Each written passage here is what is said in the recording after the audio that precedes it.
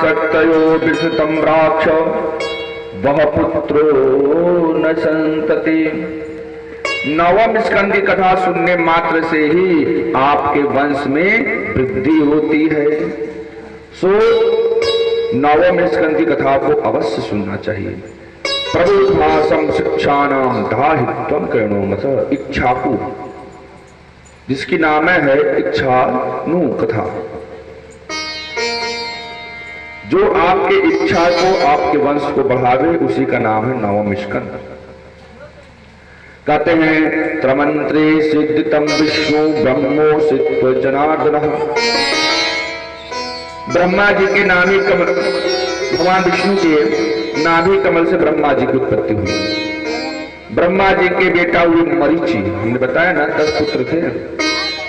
तो मरीचि के बेटा हुए कश्यप, कश्यप जी के बेटा हुए विश्वानसूर। इन्हीं से चला है सूर्य वंश। विश्वानसूर जी की एक मनु नामक पत्नी थी, जो उनको कोई संतान नहीं था। सूर्य वंश में ये समस्या प्रायः है कि किसी एक को संतान हो तो किसी को न हो। यहाँ परीक्षार्थी जी को नहीं हुआ और वहां दशरथ जी को। ये भी सूर्यवंश में है। कहते हैं भागे भागे ये अपने कुल पुरोहित के पास गए। इसके भैया पंडित की अवश्य रखना चाहिए, जो आपके पुरोहित हो। भागे भागे पुरोहित के पास गए। आदि काल से ही सूर्यवंश की स्थापना जब से हुई, तब से ही उनके पुरोहित बने बैठे हैं वशिष्ठ जी महाराज। वशिष्ठ जी से कहा सरकार हमें पुत्र चाहिए। तब क्या था पुत्रेष्टि यज्ञ कराओ। सो पुत्रेष्टि यज्ञ होने लगा। राजन ने कहा गुरुदेव ऐसा यज्ञ कराइए कि पुत्र हो जाए। संतान तो हो पर संतान में पुत्र हो, अच्छी बात होती, हमारा वंश चलता। विश्वामित्र जी, वशिष्ठ जी ने कहा सुनिए, तो एक काम कीजिए, यज्ञ का प्रारूप बदल दिया। ब्राह्मणों को लगा दिया, पोताओं को लगा दिया। कहा देखो इन्हें पुत्र चाहिए, इसलिए पुत्र मंत्र का जप करो। तब क्या था, सभी ब्राह्मण पुत्रेष्टि यज्ञ प्रारंभ कर दिया। जैसे ये बात मनु महारानी को पता चली, आस्याम तेन कसप्रादम श्रद्धा वास प्रयोजिता, जिनका नाम श्रद्धा भी था, भागी भागी ब्राह्मणों के पास आई। भाई वशिष्ठ जी तो संकल्प करा के चले जाते थे, पर जो वहां ब्राह्मण बैठते थे वो दिन भर पूजा पाठ कराते थे। 3-4 दिन ब्राह्मणों ने महारानी के हाथों से फलाहार किया, प्रसन्न हो गए। दिव्य फलाहार कराती थी ब्राह्मणों को। आज तीसरे दिन देखिए, यज्ञ का तीसरा दिन था। श्रद्धा महारानी ने कहा पंडित जी लोग बुरा न माने तो बात पूछूं। ब्राह्मण का अरे राम राम, इतना बढ़िया फलाहार खिलाती, वो भी पूछना चाहती हैं। अरे ब्राह्मणों को तो केवल खाने से मतलब होता है। दीदी जी आप इतना सुंदर सुंदर व्यंजन बना के खिलाती हैं, मन प्रसन्न हो जाता है। पूछे क्या पूछना चाहते हैं? हमने सुना है कि राजा जी ने आपको पुत्र के लिए कहा है। ब्राह्मण का हाँ, पहले तो बात हुई थी संतान की कि कोई संतान हो जाए, पर अब कह रहे हैं पुत्र चाहिए, तो पुत्र का जप करना पड़ रहा है। ब्राह्मण देवता एक काम कीजिए, अगर मेरी बात को मान लेंगे तो एक गैया और पंडिताइन को साड़ी, अलग से मिठाई हम देंगे, दक्षिणा के बाद अलग से। ब्राह्मण का करना क्या है ये तो बताइए। का मंत्र बदल दीजिए, क्या चाहिए? का पुत्र के जगह पुत्री कह दीजिए। ये देखिए, ये भारत की पहली ऐसी देवी है जो चाहती है कि हमको पहले कन्या हो, वरना कन्याओं के नाम पर सबसे अधिक चिड़ती माताएं हैं। क्या हुआ? अरे बहू को बिटिया हुआ है, ऐसे कहती है जैसे मानो कुछ हो। अरे भाई बिटिया हो चाहे बेटा, जिसको नहीं होता उससे पूछिए। सरकार कितने लाइन लगे रहते हैं। पर ये देखिए सरदार जी ने पूरा मंत्र बदलवा दिया। जो पुत्र कहते थे वो पुत्री बोलने लगे।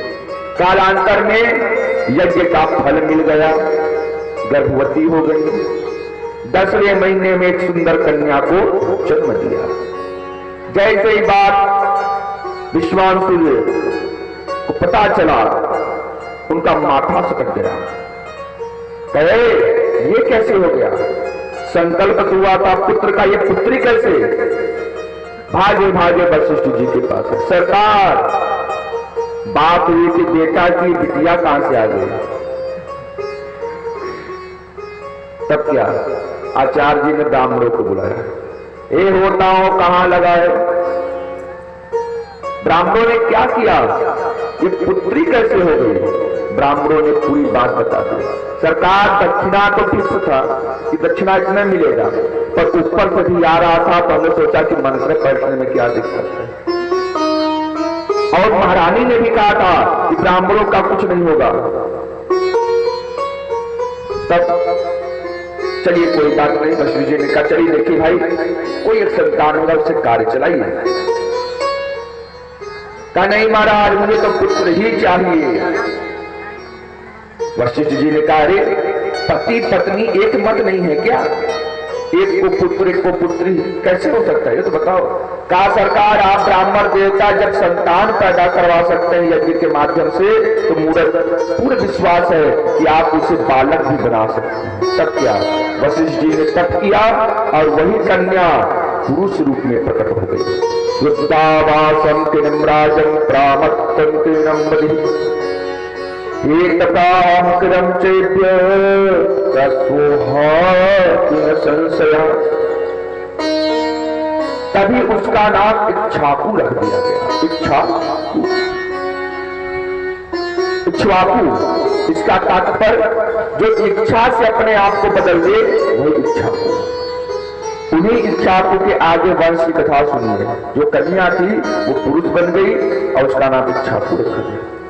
उसके बेटा हुए नृत्य सरियाती, सरियाती के दृष्टि, दृष्टि के घृत, घृत के कुरु, कुरु के निहिष, निहिष के प्रसुप, प्रसुप के नभव, नभव के कवि, कवि महाराज के आदि 10 पुत्र हुए।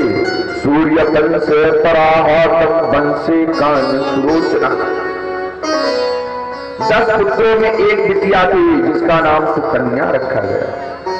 महाराज क्रीड़ा करने में वो लड़की इतनी मतवाली हो गई कि च्यवन मुनि के आंखों को भी पहचान नहीं पाई और क्रीड़ा करते हुए उनकी आंखों में तीर को भोग दिया। महाराज च्यवन मुनि समाधि में लगे थे, हजारों वर्ष से समाधि करे तो उनके शरीरों में मिट्टी का झुंड हो गया।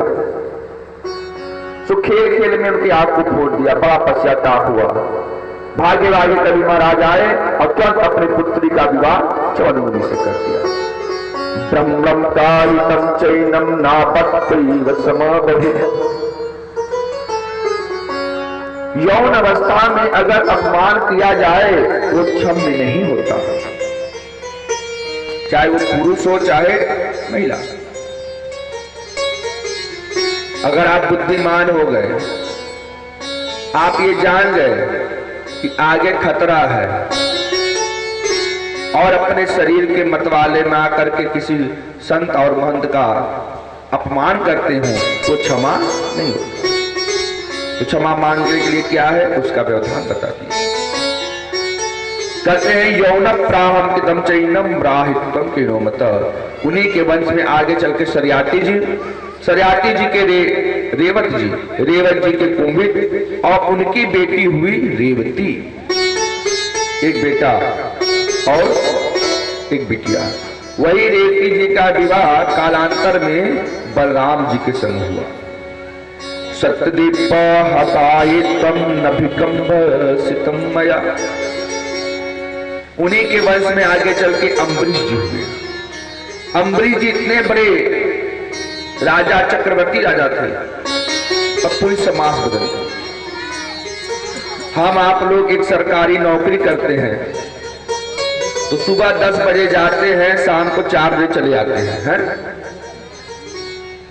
तब कहते हैं कि हम बहुत व्यस्त हैं, समय नहीं है।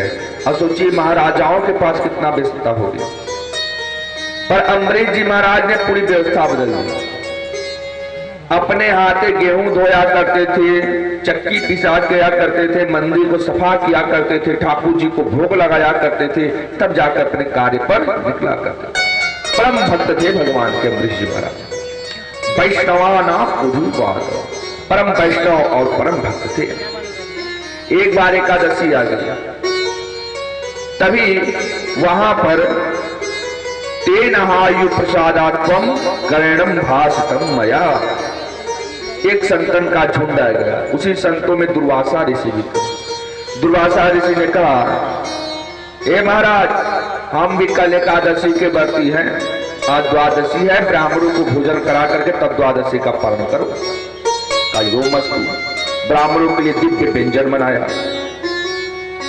अब ब्राह्मणों का एक आदत है महाराज, स्वकार कुशलम चैव ब्राह्मित्वम किनोजन। अगर ब्राह्मणों में भगवान की चर्चा होने लगती है तो बातों बातों में इतना लंबा खींच देते हैं कि ये भूल जाते हैं कि क्या करना है क्या नहीं। स्नान के लिए गए थे, बातों बातों में ये भूल गए कि हमको भोजन भी करना है। द्वादशी बीतने वाली थी, त्रयोदशी लगने वाली थी। सबने कहा एक काम कीजिए राजन, जल पी करके व्रत को तोड़ दीजिए, वरना जब एकादशी का फल नहीं मिलेगा। एकादशी एक ऐसी व्रत है जिसको द्वादशी में ही पालन कर लेना चाहिए। त्रयोदशी में किए तो वो निष्फल माना जाए। जैसे ही जल पी रहे थे तभी दुर्वासा ऋषि चले गए। मिथ्या तेन राजत्वम माहित्य प्रजायते। क्या राजा बहुत बड़ा भक्त बनते हो, अब ब्राह्मणों को निमंत्रण दे करके अपने ही हाथ धो लिए। उन्होंने सोचा कि अभी लगता है भोजन करके उठा है, हाथ धो रहा है, अब वो तो जल पीने जा रहे हैं। सोचे बिना विचारे क्रोध में आ गए, जल को लिया, छिड़का, एक कृत का दैत्य प्रकट हुई और अम्बरीश जी को मारने के लिए जाने लगी। अम्बरीश भगवान ने भगवान का ध्यान किया, सो सुदर्शन चक्र प्रकट हो गया, जो कृतिका को मार दिया और दुर्वासा ऋषि के पीछे भागने लगा। भागे भागे ब्रह्मा जी के पास गए, ब्रह्मा जी अंतर्ध्यान, शिव जी के पास गए अंतर्ध्यान, भगवान विष्णु के पास गए। भगवान ने कहा मेरा अस्त्र मेरे वश में नहीं है, भक्तों के वश में जाओ। जैसे ही भागे भागे आए अम्बरीश जी के पास, अम्बरीश जी ने कहा हे सुदर्शन, अगर मैंने अपने तन मन धन से ब्राह्मणों और संतों का सम्मान किया है तो तुम शांत हो जाओगे। सुदर्शन तुरंत शांत हुआ। इतना कर्म करने में 1 वर्ष बीत गया। 1 वर्ष तक अम्बरीश जी महाराज ने अन्न ग्रहण किया न जल। तपस्विनो सारहितम चैव आनंदम क्रियोस्वरा सुदर्शनो कृणो भासु आहुत्वा।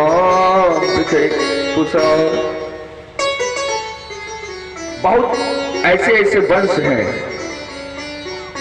जिन वंशों के नाम को सुनने मात्र से हर प्रकार के कल्याण होते महाराज। अरे गांव में भी ऐसे ऐसे लोग हैं। अरे देखिए, पता है आज ये 10 बार से लगातार प्रधान जी बनते हुए आ रहे हैं। अरे भाई, उनके पूर्वजों ने कार्य किया होगा तभी तो बने आ रहे हैं। अच्छा, सौम्यम सार पदाहादो, हमारे दादाजी कहा करते थे कि जो नया नया होता है उसी को खुरबुदली आती है ना। 4 बीघा खेत रख लिए, सोचते हैं कि बस बस अब हम ही हैं राजा। जब उनका पारा 40 वाले से पड़ेगा तब, और 40 वाले के 400 से तब समझ में आती स्थिति में। इसलिए धान्यम तेव वंशाना पूजितम शांतो भवेत्। आपका स्वभाव आपके वंश को बताता है कि आप किस वंश के हैं। इसलिए महाराज कहते हैं यौनस्तान प्रेहृतम भरमत आसी प्रवाक्षते। उन्हीं के बेटा हुए युवराज जी महाराज, उनके बेटा भवस के मानधाता के सत्यव्रत और सत्यव्रत के राजा हरिश्चंद्र। देखिए परम भागवत, हरिश्चंद्र परम सत्यवादी थे। हरिश्चंद्र के परम बेटा हुए रोहित महाराज। रोहित के बाहु के सगर के 60,000 पुत्र थे। 60,000 बिना युद्ध किए सब उनको देख के भाग जाते थे। एक बार राजा सगर में अश्वमेध यज्ञ कराया, तो अश्व का घोड़ा इंद्र चोरी करके कपिल मुनि के आश्रम में बांध दिया। राजा सगर के 60,000 पुत्र घोड़ा खोजते खोजते, अश्व खोजते खोजते कपिल भगवान के आश्रम पहुंचे, और कपिल महात्मा जो भगवान है उनको चोर समझ बैठा। अरे राम राम, ये संत बनता है, देखो तो कितना चोर है, राजा का घोड़ा चोरी करके लाके आश्रम में रखा है। तब क्या था महाराज, कपिल भगवान क्रोध में आ गए, कंस श्राप दिया, 60,000 पुत्र एक क्षण भस्मीभूत हो गए, सबके सब मर गए 60,000, और 60 के 60,000 प्रेत योनि को प्राप्त हो गए, भटकने लगे। भागे भागे वशिष्ठ जी के पास, सरकार आप हमारे पंडित जी हैं, कुछ उपाय तो बताइए। वशिष्ठ जी ने कहा सुनो, अगर अपने पुत्रों को ताड़ना चाहते हो तो एक कार्य करो, क्या, गंगा को यहां प्रकट करो। तब क्या था महाराज, हिमालय राज पर जाके घनघोर तपस्या शुरू कर दिया, और उनके एक और पुत्र बचे हुए थे जिनका नाम था अंशयमन, अंशयमन के आसुमान, आसुमान के दिलीप, दिलीप के बेटा हुए भगीरथ। अब देखिए 4 पुस्तों ने लगातार तप किया, सगर, अंशमान, अंशुमान और दिलीप, 4 पुस्तों ने तप किया। तब जाके भगीरथ के तपस्या पर भागीरथी प्रसन्न हुई। गंगा भैया ने कहा, भगीरथ मैं आऊंगी, पर ये बताओ मेरे बेट को पकड़ेगा कौन, मेरे धवल धारा को, इस बहनीती धारा को रोकेगा कौन। तब भोले बाबा का ध्यान किया, भोले बाबा ने दिव्य अपने जटाओं को फैलाया, भगवान ब्रह्मा जी के कमंडल से ही गंगा जी का प्रादुर्भाव हुआ, और आकर के भोले बाबा के जटाओं में समाहित हो गए। भागीरथी जी ने कहा सरकार कुछ तो खोल दीजिए, आगे चलेंगे तभी तो उद्धार होगा। थोड़ा जटा में से खोला, और आगे आगे भगीरथ, पीछे पीछे भागीरथ। भगीरथ जी प्रसन्न हो गए भोले बाबा पर, और खुद भोले बाबा की स्तुति करने लगे। नमः शिवाय भोले नमः शिवाय, हर हर